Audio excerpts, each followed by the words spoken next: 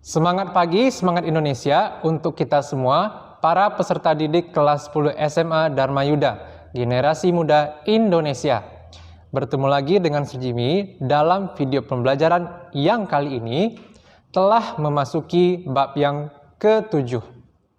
Pada bab ke-7 ini, materi dalam video pembelajarannya mempunyai judul yaitu Konsep Wawasan Nusantara.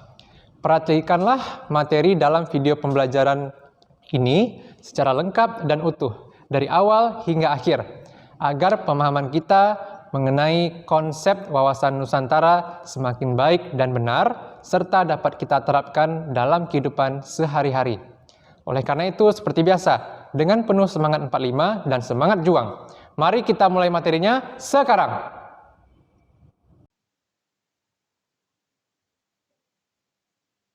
Dalam video pembelajaran kali ini, materinya berjudul Konsep Wawasan Nusantara. Indonesia mempunyai wilayah yang sangat luas, yang terbentang dari Sabang sampai dengan Merauke. Indonesia juga mendapat julukan sebagai negara kepulauan, dengan segala ciri khas dan keunikannya. Segala ciri khas dan keunikan Indonesia harus kita jaga dan lestarikan bersama demi masa depan bangsa dan negara Indonesia. Pertama, pengertian dan makna wawasan Nusantara. Kata geopolitik berasal dari kata geo dan politik. Geo berarti bumi, dan politik berasal dari bahasa Yunani politeia, berarti kesatuan masyarakat yang berdiri sendiri, negara, dan teia yang berarti urusan. Politik juga diartikan suatu rangkaian azas, prinsip, keadaan, cara, dan alat yang digunakan untuk mencapai cita-cita atau tujuan tertentu. Secara umum, geopolitik adalah cara pandang dan sikap bangsa Indonesia mengenai diri, lingkungan, yang berwujud negara kepulauan berlandaskan Pancasila dan Undang-Undang Dasar 1945. Pentingnya geopolitik bagi Indonesia adalah untuk dapat mempertahankan negara dan berperan penting dalam pembinaan kerjasama dan penyelesaian konflik antar daerah yang mungkin muncul dalam proses pencapaian tujuan. Secara geografis, Indonesia mempunyai ciri khas yaitu berada di antara dua samudra, yaitu Samudra Hindia dan Samudra Pasifik. Indonesia terletak di antara dua benua, yaitu benua Asia dan benua Australia. Indonesia berupa kepulauan sehingga disebut benua maritim Indonesia. Atas dasar inilah dikembangkan geopolitik nasional, wawasan Nusantara. Wawasan Nusantara berarti cara pandang Indonesia tentang diri dan lingkungan berdasarkan ide nasional yang dilandasi Pancasila dan Undang-Undang Dasar 1945. Wawasan Nusantara juga diartikan sebagai cara pandang dan sikap bangsa Indonesia mengenai diri dan lingkungannya dengan mengutamakan persatuan dan kesatuan bangsa, serta kesatuan wilayah dalam menyelenggarakan kehidupan bermasyarakat, berbangsa, dan bernegara. 4 makna wawasan Nusantara. Dengan memperhatikan arti wawasan Nusantara tersebut, dapat ditarik kesimpulan bahwa pada dasarnya wawasan Nusantara mengandung 4 makna. Keempat makna tersebut adalah: pertama, wawasan Nusantara mencakup perwujudan Kepulauan Nusantara sebagai satu kesatuan politik. Sebagai satu kesatuan politik, wawasan Nusantara mengandung arti bahwa, pertama, kebulatan wilayah nasional beserta kekayaannya merupakan satu kesatuan wilayah, wadah, ruang hidup, dan kesatuan matra seluruh bangsa, serta menjadi modal dan milik bersama bangsa Indonesia. Kedua, bangsa Indonesia terdiri atas berbagai suku dan agama, dan kepercayaan terhadap Tuhan Yang Maha Esa. Harus merupakan satu kesatuan bangsa yang bulat, dalam arti yang seluas-luasnya. Ketiga, secara psikologis, bangsa Indonesia harus merasa satu rasa, senasib, sepenanggungan, sebangsa dan setanah air, serta mempunyai satu tekad dalam mencapai cita-cita bangsa. Keempat, Pancasila sebagai satu-satunya falsafah dan ideologi negara yang senantiasa membimbing dan mengarahkan bangsa Indonesia dalam mencapai tujuannya. Kedua, wawasan Nusantara mencakup perwujudan Kepulauan Nusantara sebagai satu kesatuan ekonomi. Sebagai satu kesatuan ekonomi, wawasan Nusantara mengandung arti bahwa: pertama, kekayaan wilayah Nusantara, baik potensial maupun efektif, adalah modal dan milik bersama bangsa, dan keperluan hidup sehari-hari harus tersedia merata di seluruh wilayah tanah air. Kedua, tingkat perkembangan ekonomi harus serasi dan seimbang seluruh daerah, tanpa meninggalkan ciri khas yang dimiliki oleh daerah dalam pengembangan kehidupan ekonominya. Ketiga, kehidupan perekonomian di seluruh wilayah Nusantara merupakan satu kesatuan ekonomi yang diselenggarakan sebagai usaha bersama atas azas kekeluargaan dan ditujukan bagi kemakmuran rakyat. Ketiga, wawasan Nusantara mencakup perwujudan Kepulauan Nusantara sebagai satu kesatuan sosial budaya. Sebagai satu kesatuan sosial budaya, wawasan Nusantara mengandung arti bahwa: pertama, masyarakat Indonesia sebagai satu pri kehidupan bangsa harus merupakan kehidupan yang serasi, dengan tingkat kemajuan masyarakat yang sama, merata dan seimbang, serta adanya keselarasan yang sesuai dengan tingkat kemajuan bangsa.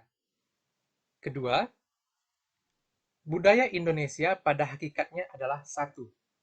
Corak ragam budaya yang ada harus menggambarkan kekayaan budaya bangsa. Hal inilah yang menjadi modal dan landasan pengembangan budaya bangsa seluruhnya, dengan sikap tidak menolak nilai budaya lain yang tidak bertentangan dengan budaya bangsa.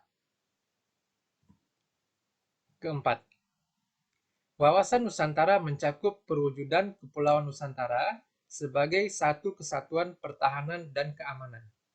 Sebagai satu kesatuan pertahanan dan keamanan, wawasan Nusantara mengandung arti bahwa: pertama, segala ancaman terhadap satu pulau atau satu daerah pada hakikatnya merupakan ancaman terhadap seluruh bangsa dan negara. Kedua, setiap warga negara mempunyai hak dan kewajiban yang sama dalam membela negara. Dengan konsep wawasan Nusantara tersebut, secara geografis Kepulauan Indonesia merupakan satu kesatuan yang utuh dengan melihat kesatuan politik, ekonomi, sosial budaya, serta pertahanan dan keamanan. Hal ini memberikan kemungkinan lebih besar terhadap kukuhnya persatuan dan kesatuan bangsa, serta kejayaan bangsa dan negara. 2. Azas wawasan Nusantara. Azas wawasan Nusantara merupakan ketentuan atau kaidah dasar yang harus dipatuhi, ditaati, dipelihara, dan diciptakan demi tetap taat dan setianya komponen pembentuk bangsa Indonesia terhadap kesepakatan bersama. Jika wawasan Nusantara diabaikan, komponen pembentuk kesepakatan bersama akan melanggar kesepakatan bersama tersebut, yang berarti tercerai-berainya bangsa dan negara Indonesia.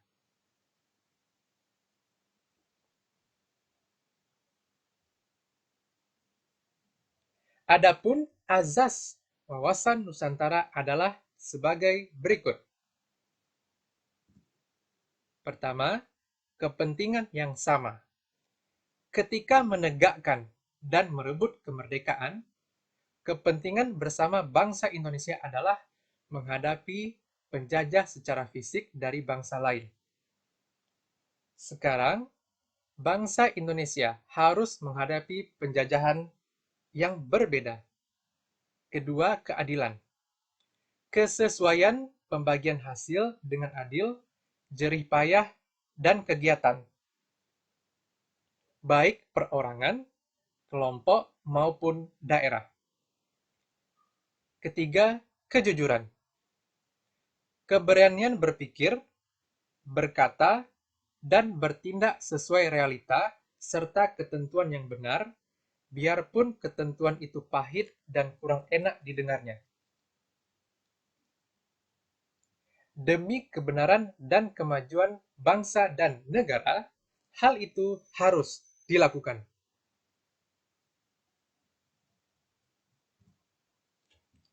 Keempat, solidaritas. Diperlukan kerjasama, mau memberi, berkorban bagi orang lain, tanpa meninggalkan ciri dan karakter budaya masing-masing. Kelima, kerjasama.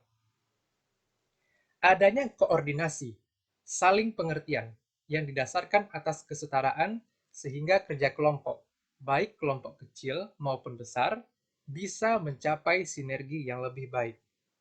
Keenam, kesetiaan. Kesetiaan terhadap kesepakatan bersama untuk menjadi bangsa dan mendirikan negara Indonesia. Kesetiaan terhadap kesepakatan ini sangat penting dan menjadi tonggak utama terciptanya persatuan dan kesatuan dalam kebinekaan. Jika kesetiaan ini goyah, bisa dipastikan persatuan dan kesatuan akan hancur berantakan. Berikutnya ada contoh soal.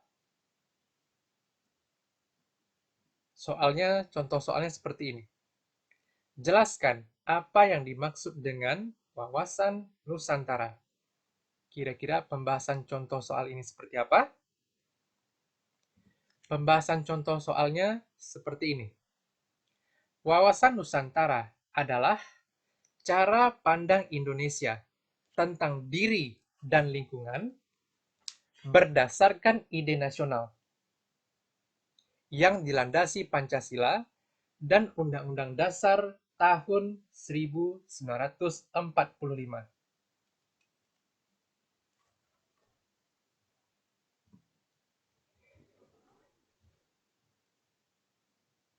Dengan menghayati dan melaksanakan konsep wawasan Nusantara dalam kehidupan bermasyarakat, berbangsa, dan bernegara dalam keseharian, maka kita selalu dapat menjaga dan melestarikan segala ciri khas dan keunikan yang ada pada bangsa dan negara Indonesia. Untuk selalu menegakkan kedaulatan bangsa dan negara Indonesia demi persatuan dan kesatuan bangsa. Semuanya untuk Sang Saka Merah Putih dan persatuan bangsa dan negara Indonesia.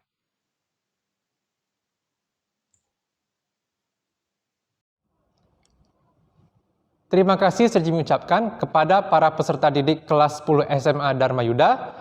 Generasi muda Indonesia telah memperhatikan materi dalam video pembelajaran konsep wawasan Nusantara ini dari awal hingga akhir. Semoga materi tersebut dapat memberikan inspirasi bagi kita semua untuk selalu berbakti kepada Ibu Pertiwi, Indonesia Raya tercinta. Setelah ini ada tugas, kerjakanlah tugas tersebut dengan bersungguh-sungguh, jujur, disiplin, dan bertanggung jawab, serta kumpulkanlah ke dalam aplikasinya masing-masing. Bertemu lagi pada video pembelajaran berikutnya. Seperti biasa, terima kasih. Salam merdeka!